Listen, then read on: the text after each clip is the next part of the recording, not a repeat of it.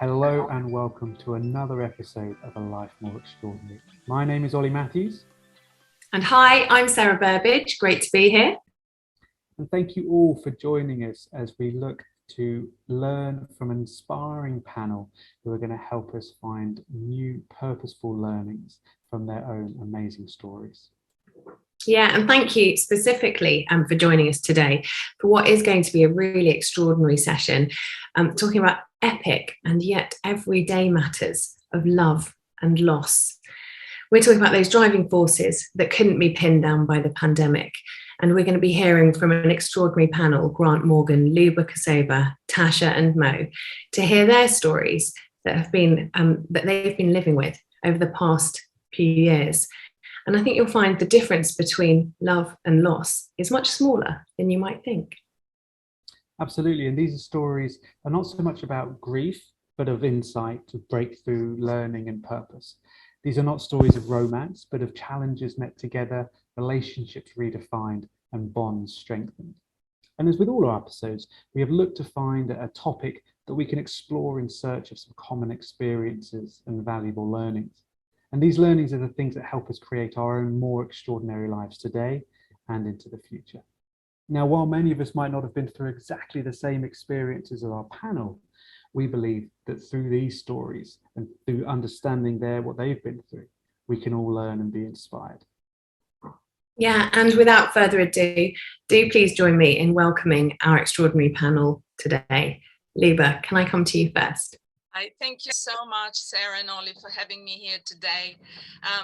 It's a real honor, and I just love the fact that you've packaged the conversation around love and loss, because I think they're the two sides of the same coin. So my name is Luba Kassova. I'm a writer and an audience strategist. I lost my father at the height of the pandemic in April last year.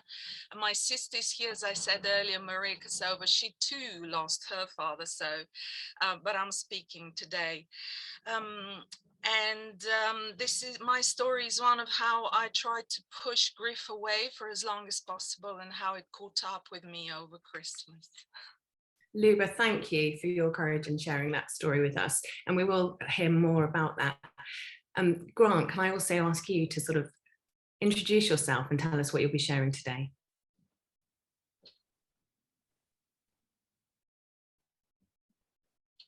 Grant, you're still on mute. 2 years on, it's still the catchphrase. Let's do all that again now, Sarah. Say two. My name is Grant Morgan, husband, father of 4 beautiful children. My eldest, Jack, passed on the 26th of August 2019 from a very, very rare cancer. I'm a professional fundraiser by day and a writer and a satirist by night. And I'd like to thank, as Luba has, Ollie and Sarah for inviting me here today. I'll share my story with you shortly. Great, thank you. And because we're about love and loss, and quite a lot of logistics actually, Tasha and Mou, aren't we? I can welcome Tasha and Mou after a drama of 4 cancelled weddings, just freshly back from honeymoon, I believe. Yeah. It did all happen. And you're going to share the how, is that right? We are, yeah. So, hi, I'm Natasha. We finally said I do after 4 times of our wedding being cancelled during lockdown, and finally made our honeymoon. Just got back 2 days ago from Jamaica. So yeah, happy to share our story and all the challenges we faced during getting married and during lockdown. Amazing, and congratulations, and it is wonderful that you're here to share that with us. As we were saying, yeah, congratulations everyone. Thank you for joining us, Tasha and Mou. I can't believe you're just back from Jamaica. Amazing. Gorgeous. Luba, I would love to sort of really speak some more about your story and kind of like when it began. We're coming up now, aren't we, to the nearly a year now. Yes, that's right. Yes, my dad died on the 8th of April, and he he lived with us. My sister and I both lived, and my family, of course, we lived in London. But after the first lockdown, he found it extremely difficult mentally to cope being in London. So he decided to go back with Maria to Bulgaria. And less than a year later, he died of COVID within 6 days of contracting it. In Sofia, I was away, and for me, it felt so abstract. I was finding it very hard to process initially. I had called his GP once in November and then once in February again to inquire about vaccination. But the situation in Bulgaria was such that elderly people were deprioritized, essentially. They were not prioritized as a group to have the vaccine first. So there was no vaccine for my dad until the end of February, and then he obviously contracted COVID and died. So what I did was I threw myself initially at campaigning for elderly people. I thought, I'm going to use his death for good purpose. His death is not going to be in vain. And I wrote articles about the inequality and unfairness of how elderly people were treated in Bulgaria and generally in Europe, in different countries, including in The Guardian. And that article triggered a televised debate between the outgoing and incoming health ministers, and elderly people were suddenly more in the rhetoric, which felt great for me. I felt amazing sense of purpose, and I was dealing so well with everything. I lost my mum when I was post-teenage at 19, so it felt I was coping so well with my dad's death. I thought it's amazing to lose your parent when you're in your middle age. It's much easier. And I almost felt guilty because I didn't feel that sense of grief. I wasn't crying, and I thought, what is wrong with me? So anyhow, around Christmas, when I stopped and took breath, and I was scrolling, it's funny, one day I was scrolling through LinkedIn and I read a quote from the Harvard psychologist Susan David, who said that grief is love looking for home.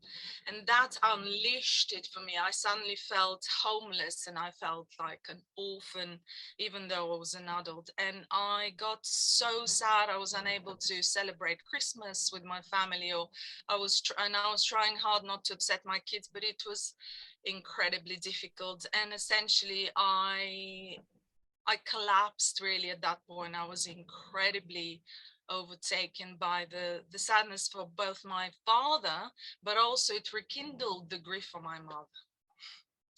So all of that kind of action and your drive to be purposeful kind of really took its toll, Luba, didn't it? I mean, I noticed how much you were saying that you felt you were doing really well, and then suddenly you had that moment.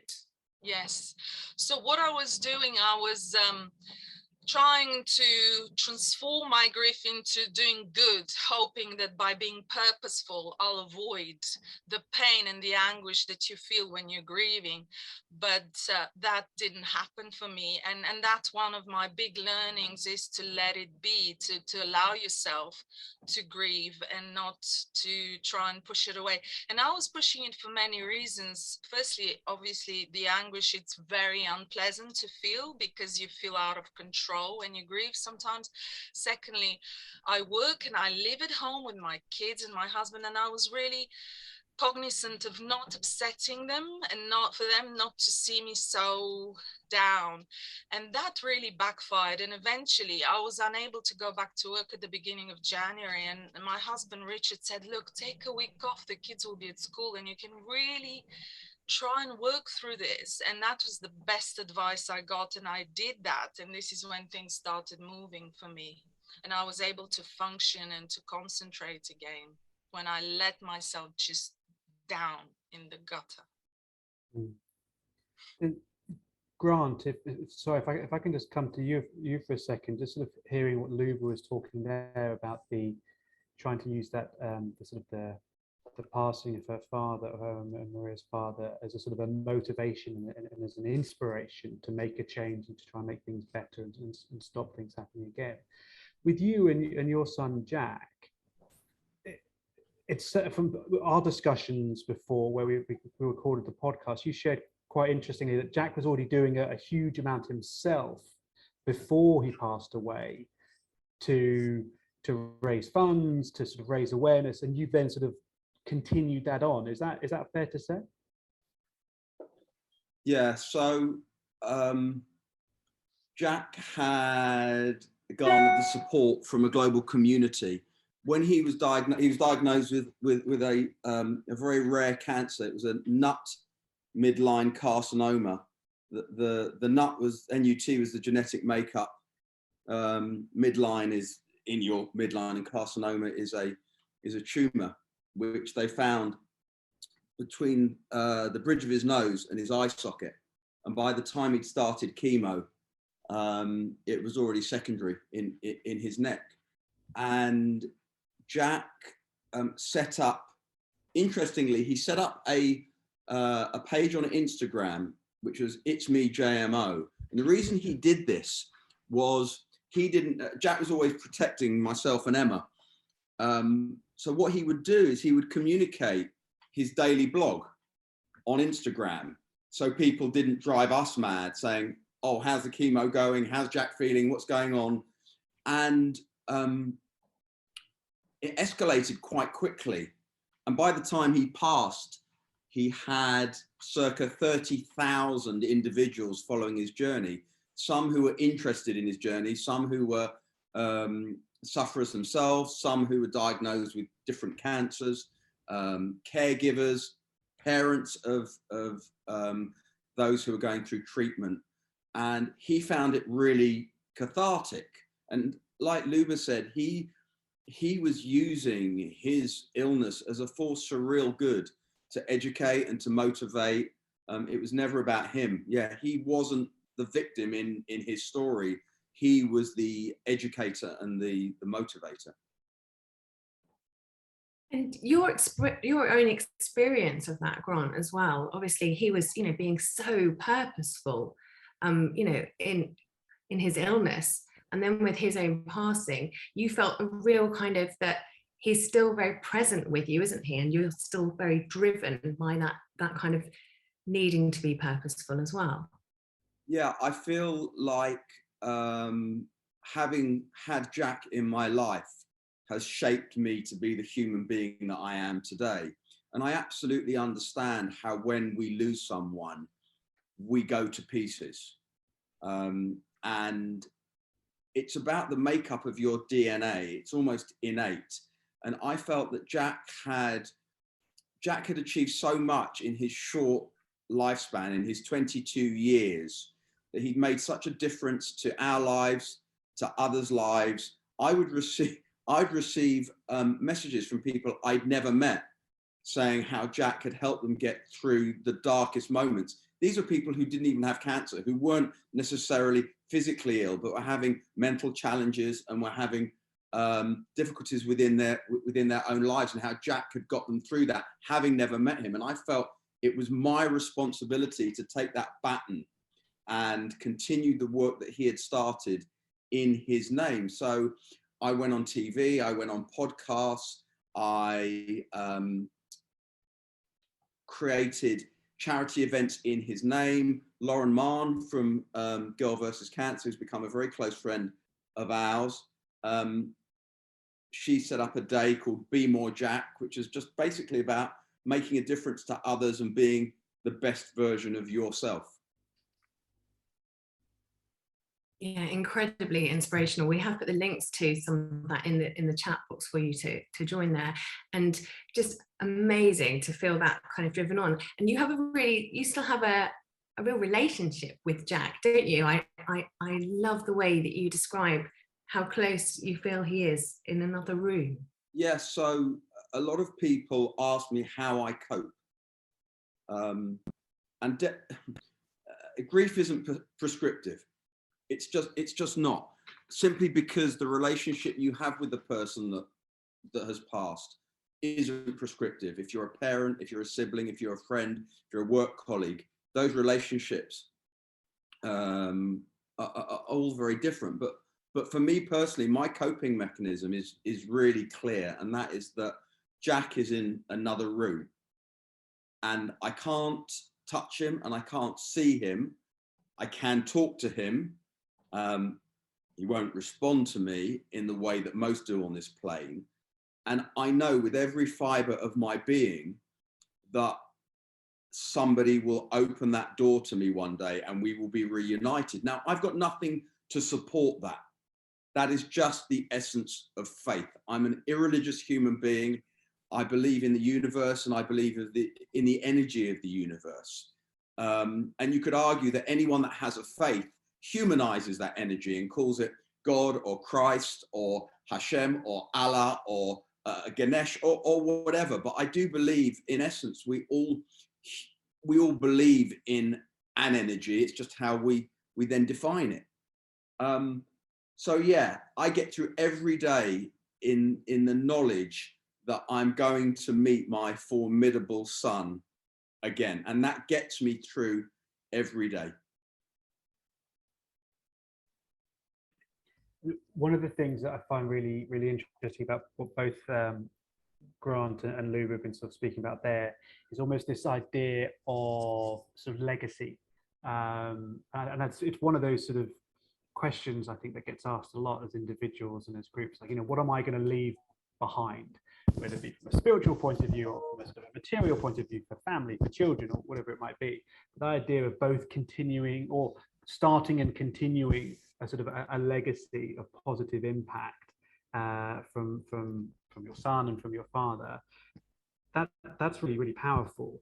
I'm interested to ask then, is that fair to say that you are taking on that legacy? And if you are, then how does that responsibility feel? How does that sit on your shoulders? Luba, do you want to go first with that? No, I'm happy to wait and go after you, Grant. Okay, so I'm in a place now in my life where I keep all negativity out, and I don't sweat the small stuff, because perspective is a wonderful thing. So I try every day to be the best version of myself, and sometimes I fall off that wagon, but it's a great skill we can have as humans to hold that mirror up and change the things we don't like about ourselves. When we spoke at the beginning of the month, I spoke about negativity, and there's negativity we can control, and there's negativity we can't control. I couldn't control, and Emma and I and our kids couldn't control the negativity that came with Jack's disease. But to be honest, we were so Morgan-centric at the time, we didn't have the capacity for any other negativity. So it's very easy to then stop sweating the small stuff. So now, to answer your question, Ollie, trying to be the best version of myself, whatever I do in my life, I almost ask Jack, would you be proud of me? Am I in the right lane? Is this the way that you would have addressed this challenge? Because my son was dealt the most tragic card a human being can be dealt. He had his whole life ahead of him, super bright. He was at university studying maths engineering, and halfway through his second year, he's given this horrific diagnosis, and it was never about him. It was never about him, and because of that, I don't want it to be about me. I said to you on our chat that I am at my happiest, I'm at my most animated when I am talking about him, when I'm espousing Jack Morgan's gospel. I know that sounds a little bit evangelical, and I don't mean it to be, but he was so powerful, and I used the word earlier, formidable. And if I can be 10% of the person that he was in his very short life, then I feel I've done some real good. And me taking that baton keeps him very much alive. Yeah. It's really, really powerful to hear, Grant, and thank you for sharing that. We have spoken to Grant and recorded a podcast, which we can share with you as well, and you can find through this where Grant really digs into that. I think the kind of overriding sense is how driven by your love for Jack that you are in your mission, and it's really, really right that the hashtag is Be More Jack, and that's the purpose you're driven with. There's also a real sense that the real humour and passion that Jack stood for, the very kind of, the vibrancy is really there, and that energy of like really flipping things around. And that's where I think we've found, because this is, we're talking some really difficult issues here around love and loss, but we also found the kind of like the commonality there of flipping the nose to a yes every day, kind of like actually I'm going to carry on day by day, and that kind of what is the positivity here. I want to sort of like kind of shift us a little bit to talk about Tasha and Mou as well, as you were dealing with the kind of the everydays of what was going to be an essentially really joyful moment that you were building up to, and all the different rites and passages, and what you kind of decided to do with that. Can you share a bit of that with us? Because obviously we do have a panel with very different stories here, and we will come back, Grant and Luba, but I want to sort of like, I'm interested in that kind of like making it purposeful and what you came up against in lockdown. Your story of getting married. I mean, the first thing I'd want to say is I think everyone will join me in wishing Grant the best with his journey with Jack. It's very touching, and definitely inspiring. So thank you for sharing your story. And our story doesn't even compare to the experiences that Grant and Luba you've had. Quite basic actually. We were supposed to get married just in the summer of 2019, and then COVID happened, and one thing led to the other. So we had to try and rebook the wedding, which got cancelled because we were in the peak of COVID, and then we tried to do it again in April 2020, and then my grandma and my granddad both passed away within like 4 days of each other, and this was the week before we were supposed to get married.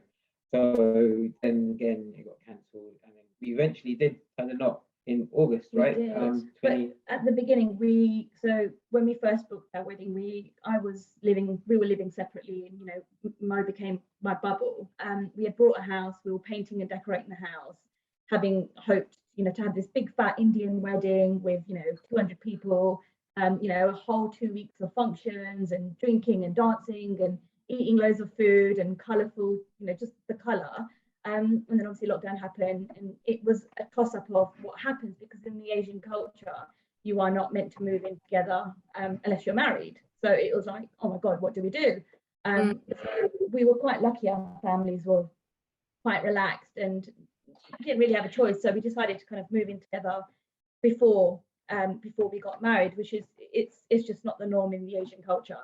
But looking back at it now, I think it was the best thing that we've ever done, right?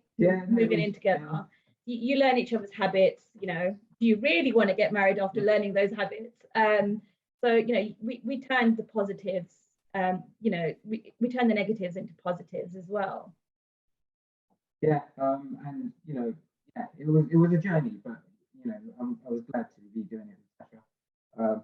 And then Sarah, you were at the wedding celebration as well, weren't you? It was down, but definitely just as much fun. It all sort of worked out in the end. So that's the thing, is like, because we were doing the journey together, it wasn't stressful. It wasn't, it never got over our heads or anything like that. Managed it. I don't know your habits, Natasha, but I'd marry you. Oh. No, so it was, it turned out to be fantastic. Rather than having, a big Asian wedding where you've got, people you don't actually even know that, they're your far relatives, or, they're your mums, aunties, cousins, and to toning it down to, was it 30 people that we had? Toning it down to 30 people, your nearest and dearest, we had 2 functions. So we had a civil wedding with family, and then we had 2 evening dinner, kind of dinner receptions in London. So one with family and one with friends. So because we had a 30-person limit, but it worked out fantastic, and you know, it was right up our street, and we were in it together. You know, it's our journey. So you know, it's a story as well, I suppose. To Natasha's point, Jack had a great mantra, which I'm going to read, and it was, we should spend 0% of our energy on the things that don't matter. Now, you only had 30 people there, but I bet they were the most important people in your life, weren't they? 100%. And we can't choose our family, which is why we have friends. Yeah. And one thing that I'm sure was apparent when you were with that cohort was that these are the people I really love and that really love me. And that's a skill, isn't it? That's a skill that we should hone. That I spoke about keeping negative energy out, and most of that negative energy is derived through human beings. So park them, and if you can, spend your life, because we're not here very long, and Jack was testament to that, spend your life with the people that you absolutely love and that love you back. And it's a very small pool to fish from. I've noticed that I've got 3 dear friends watching now, Terry, Richard, and Ellie, and they've heard me talk about this a lot. But there's so much value in spending your time with people that you absolutely love and love you back, because spending time with people who don't deliver positivity can actually drain you and consume you. So although it was preordained, and for you it became prescriptive, to have those 30 people there, it's probably better than having, you know, a big Asian 300 person wedding. 100%. Looking at it now, I think it was the best decision that we've ever made to reduce it, you know, to 30 people rather than 100 plus. We saved a lot of money as well. Yeah, right? So. a lot of money was saved. We had more money for the house. And Jamaica. I mean, just back from honeymoon. Second honeymoon. My experience of the negativity, first of all, I want to say, Grant, that I'm so moved by your story, and I feel that I feel humbled by it. This is the word I'm looking for. So I just wanted to say that, and so happy for you guys that you got married. That's such a silver lining for us all. On the point of negativity, though, I wanted to say that my lesson has been that I tried so hard to stay positive for 8 months and not embrace any form of negativity and my grief, that it knocked me off my feet on the ground. So my learning is to stop the delineation between negative and positive and just embrace all the emotions that I feel or those around me, and flow through them, and acknowledge that we live in a pretty tough world, and there is no way to eliminate anything really. It's just about accepting it to some degree, and it certainly helped me accept my own grief. It helped me to move forward. So I just wanted to share that. Luba, actually, on that, if it's okay with you, I'd like to just dig into that a little bit more, because I think one of the things I'm always kind of aware of in these sessions that we have is that we have inspiring stories, heartbreaking stories, heartwarming stories, and you've just shared a really valuable learning there. And I just want to dig a little bit deeper into like how, having recognized that, having got pinpointed like, actually this is what I need to do differently moving forward. How have you found that you can actually do that? What are the tangible things that you are doing differently now to try and let some of that negativity in, if it's there, in sort of the aim of trying to have that more holistic experience? So one of the key learnings is to stop and make space for it rather than keep myself busy, because eventually you spend so much energy trying to fend this off that it knocks you off your feet and then you're paralyzed in your every area. So stopping was one. The other thing that helped me was journaling. I started while writing all the time, everything to do. And I wrote letters to my mom, to my dad. I wrote letters to myself as a young girl from the perspective of this grief. I did it all. And just remembering little things. The other thing, I started sharing more my feelings with friends, and actually Sarah really unlocked an amazing insight for me.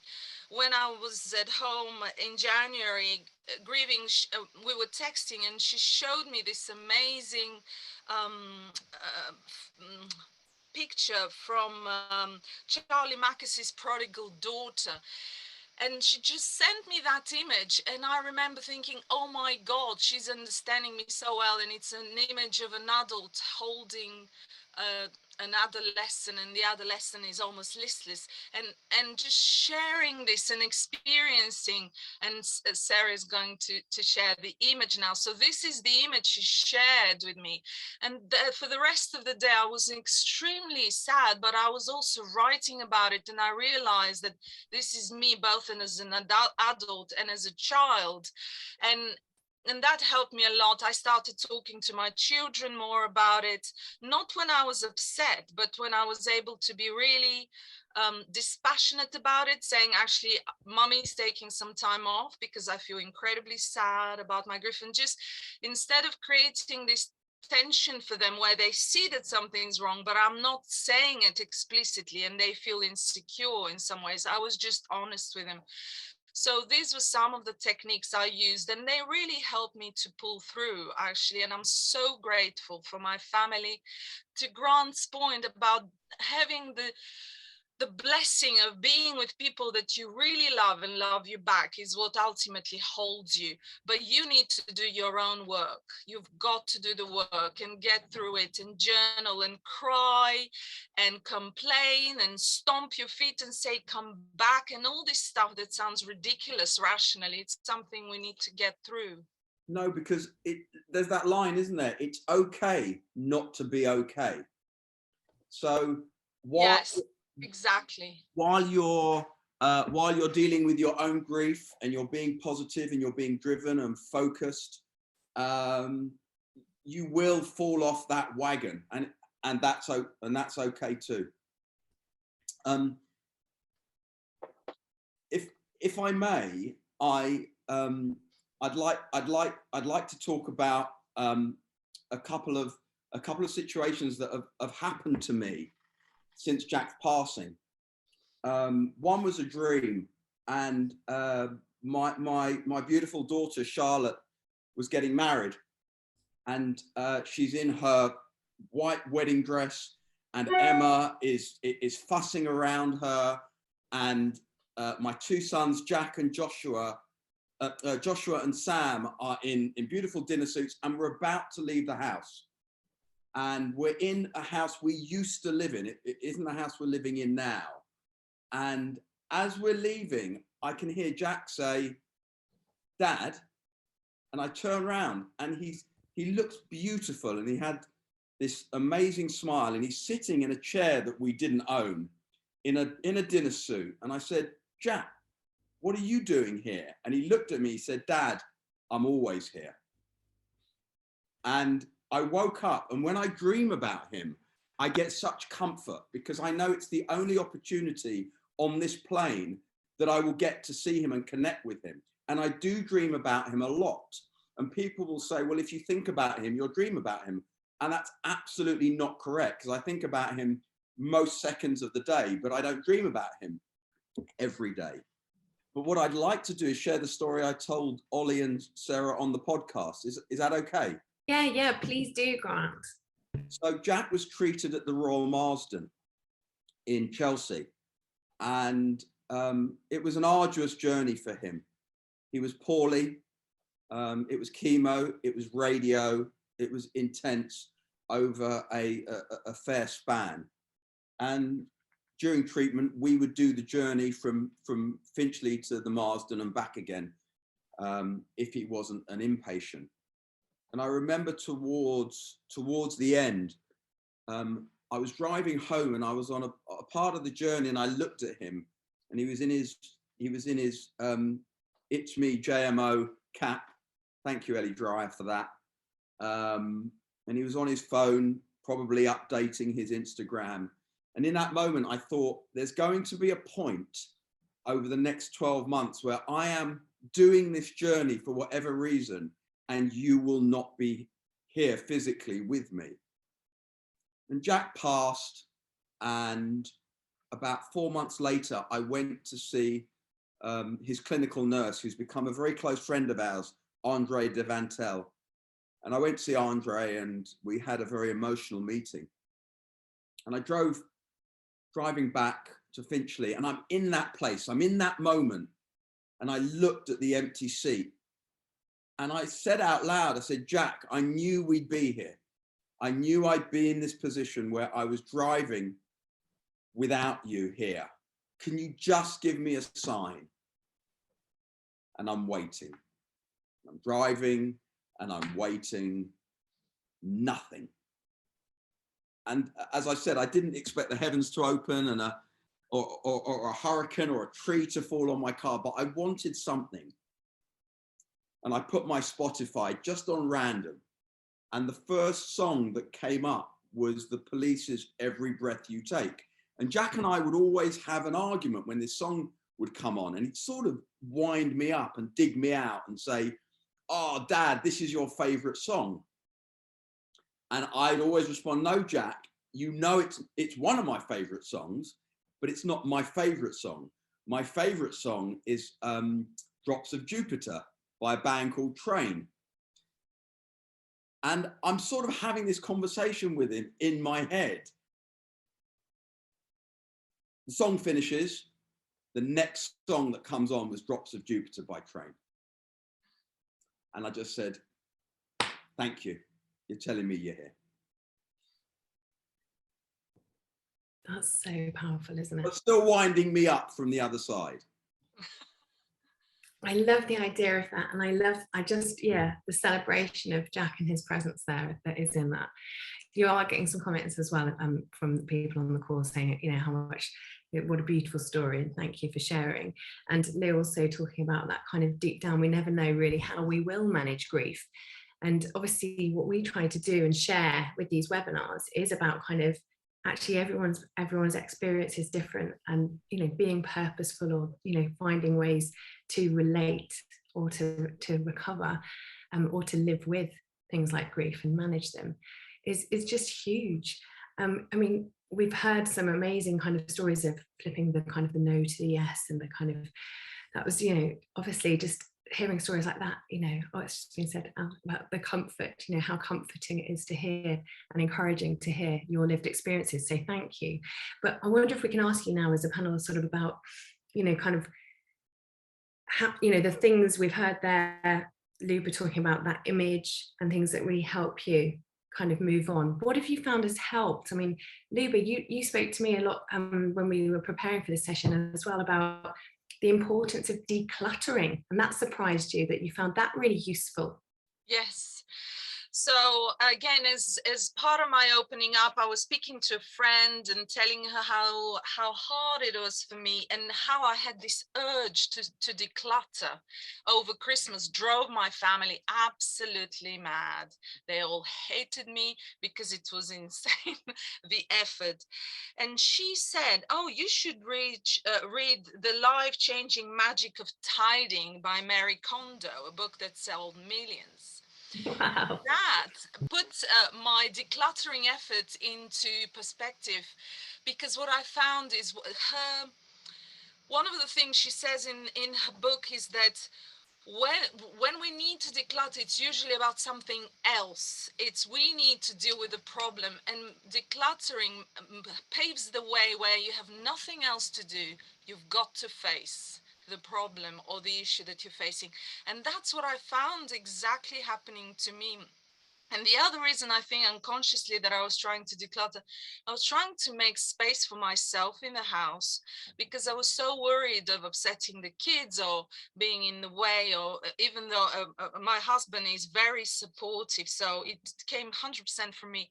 And I felt there was no space. So by decluttering, I was, I think, requesting that space for myself, and it really, really helped me. That I found it therapeutic. I really did. But that's all about putting the glass down, isn't it? You know, if you hold a glass of water, it's fine. It's fine for a few moments. But if you keep holding that glass of water, your arm's going to hurt, and then it's going to consume you. So, you know, Absolutely. put the glass down. The minute you put the glass down, it will start to free you. But I felt fortunate in a way that the Shahs and that Luba didn't, because you didn't have any time, you know, with Natasha, with your sorry, I don't know your husband's name. My apologies. It's like, it's a Mo. A Mo. Mo. Your grandparents, they passed so quickly, and Luba, your dad too. You didn't have time to start the grieving process. You know, we talk about the knock on the door. We always felt that we were fortunate, and we were fortunate because from diagnosis to passing, we had 2 years. We had 2 years to plan, to have those difficult conversations. Jack didn't want the difficult conversations, in fairness, but we were mourning him while he was alive. Whereas you didn't have that, and the person that gets the knock on the door to say a loved one has died tragically in a car accident or has taken their life, as my niece did, or you guys, where people you love tremendously pass, and you just don't have that time. We felt we were fortunate that we had that time, whereas you guys, you didn't, and I think it makes the grieving process possibly harder. I find it so inspiring that you have so much compassion when you've experienced the worst loss there is ever. Losing a child, there is nothing remotely comparable to that. So thank you for your compassion, Grant. It's truly inspirational. I feel emotional. Thank you. Thank you. Thank you. Well, yeah. Sorry. No, thank you for sharing. Thank you for sharing that. And Grant, I was just going to say in the chat, actually, it was so interesting to hear about that kind of the idea of making space. But in the chat as well, we are seeing like comments about how important it is to sort of really kind of schedule in regular time to grieve. And certainly that idea of space, I know as well, with people when we've been talking about the whole work-life collision, the idea of burnout often happening because there hasn't been that moment to grieve the life you knew before and the way it was before, and that kind of, you know, making that space in time in your diary. So like just the different experiences of grief. I wanted to sort of bring in a few of the comments and questions as well that we're seeing here in the chat. I know that there is another amazing story about songs on the radio. Laura, I don't know if I can bring you in to share your comment in the chat. You see, this is why I love these sessions. Don't you put my video on? I haven't brushed my hair, I'm so sorry.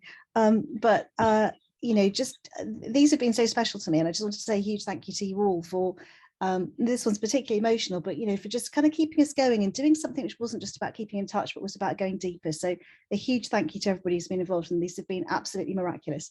But yes, I was listening, Grant, and you actually just brought a tear to my eye, because that feeling when you feel like there's a message coming, you know, around somebody who you've loved and lost is such a powerful thing, and it's very easy to dismiss as a coincidence, and I almost don't really care if it is. It's just, you know, having those moments of connection where you feel that you're still connected to that person, and you are, you know, however it happens. I thought was enormously powerful, and thank you so much for sharing that. It did make me think of I don't know if anyone's seen it in the chat, but when my mother died, we adopted her very grumpy old cat, and he was an absolute sweetheart. But when he died, we felt that was her last sort of link to something living that we had with her. I mean, about for ourselves, obviously. And just, you know, seeing him at the vet and then getting in the car and hearing the same song we played at her funeral, which was Singing in the Rain, and that wonderful quote that from the beginning, you know, from where I stand, it's the sun is shining all over the place. I still think of her all the time when I think of that, because she had such a positive outlook on life. And just finding these ways to hook into keeping those memories alive, I think is really important. So thank you so much, and thanks for letting me share that, Sarah. Yeah, that's great. Claire, I've seen your comment as well in the chat about kind of you speaking to people about grief, and I just wondered if you wanted to give us a little window on that as well, if I could ask you to join in. Hello.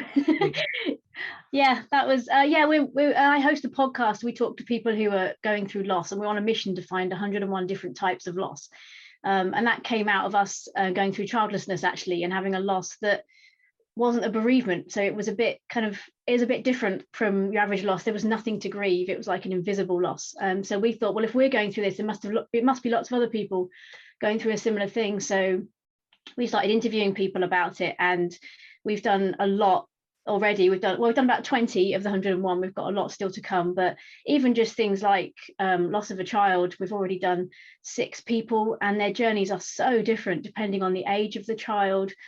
We did one episode on a woman who'd lost a 12-year-old in a tragic flooding accident, and we had about 8 people contact us with different children, babies, pre-birth, post-birth, 1-day-old, lots of different losses. And each loss we're finding has got so many different types of loss even within it. So it's a fascinating journey, but hearing how people are dealing with it, like I said, scheduling time to mourn, to grieve. One woman had a smash pile where she bought china cheap, and she would just smash it out the back of her house, and it was the best feeling. It just helped to just get rid of all her feelings. So it's a real privilege just to see how people are doing it, and I'm always admiring of people who share their stories of stuff they've been through, because it helps so many others.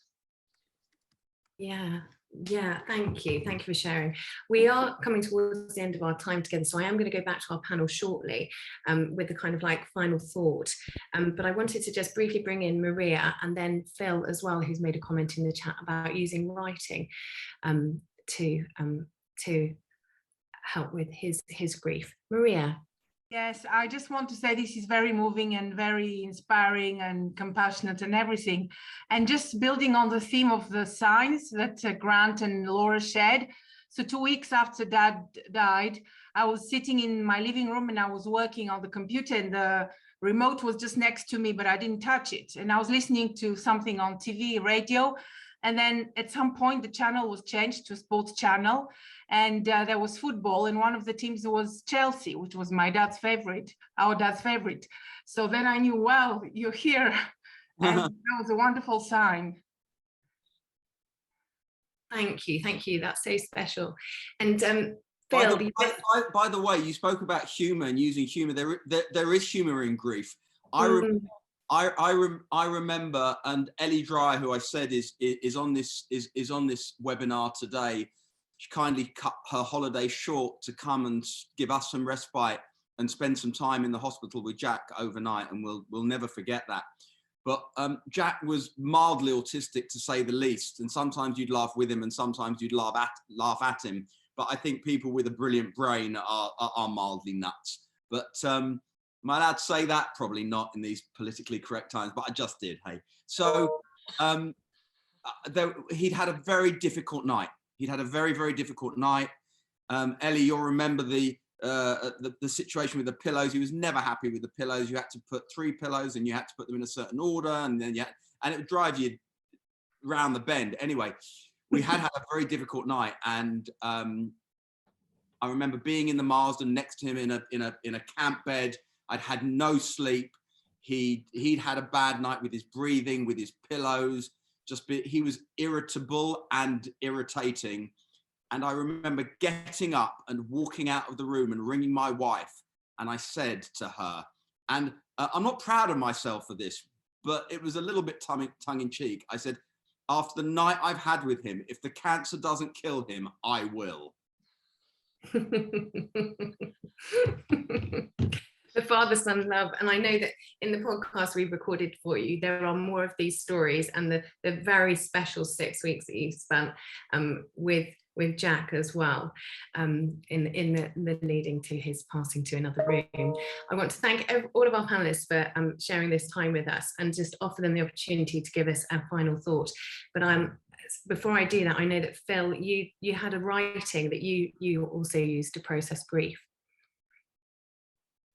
Yeah, really thanks to the panelists for sharing everything. I'll share my story with with grief that's kind of recent. It was at the very beginning of lockdown. I lost a really dear colleague who was, you know, you have that best friend at work sort of thing, who unfortunately just decided he'd had enough.